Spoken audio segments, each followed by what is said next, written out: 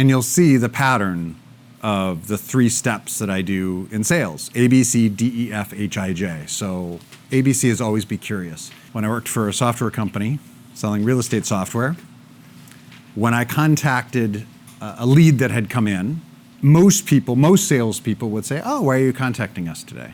Oh, what can I help you with? Oh, were you on our site for a particular reason? What caused you to look for us?" I said, "Why'd you get into real estate?" Because then you start to get a story. And then if they say, "Oh, I've been doing it for 20 years. I wanted to do it. I've been successful at it. I just need to be a little bit more organized." "Oh my gosh, how did you survive so long?" Because most real estate agents quit after like a year and a half or whatever the numbers are. "Oh, well, here's the things that I did." Okay, now I'm starting to build their story and creating a connection. And they said, "Well, we like to travel to Europe every summer." "Oh my gosh, have you been to England?" Blah, blah. Now you're starting to build that relationship. You're finding those connection points, just like in any conversation. It's not about the closing.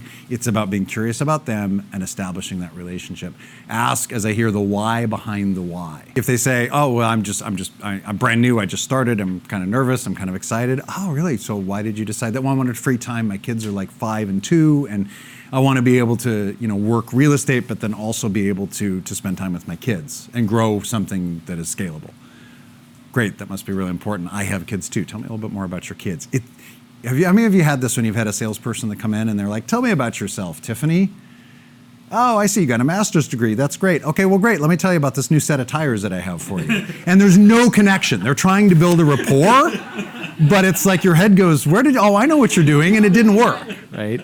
And it's like, thanks for the effort. So the main thing, and always be curious, is be genuine.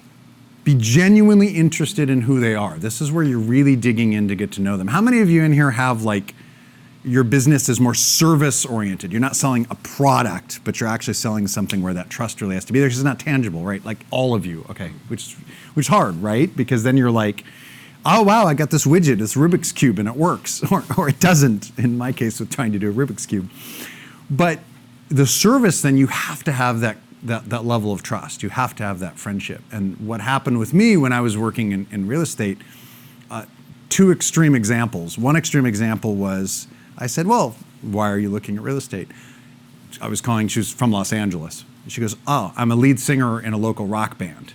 And we're immensely popular locally, but because it's just local, the income stream is not quite consistent." So I got into real estate just simply as part-time, just to sort of even out the income.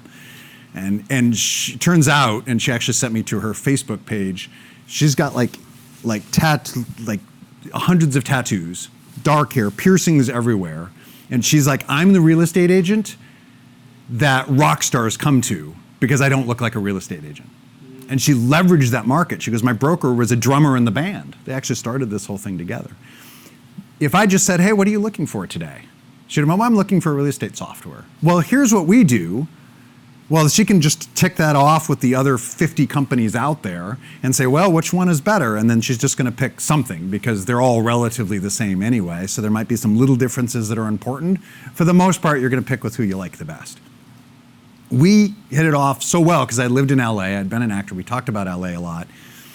And she's like, "Man, I really like you." And our program, what she wanted, it was a little bit deficient in a couple areas. And I was just upfront with her. I said, "It doesn't do this. Here's what it can do for you.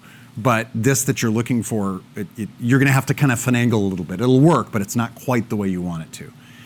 And she said, "Let me call you back with my broker. I want you to do a demonstration." So I did a live demonstration over the phone, computer screen to computer screen. 10 minutes later, he bought it for him, her, and 3 other referrals. Because I'd built that relationship with her and I was honest with her up front about what it couldn't do, but there was a workaround.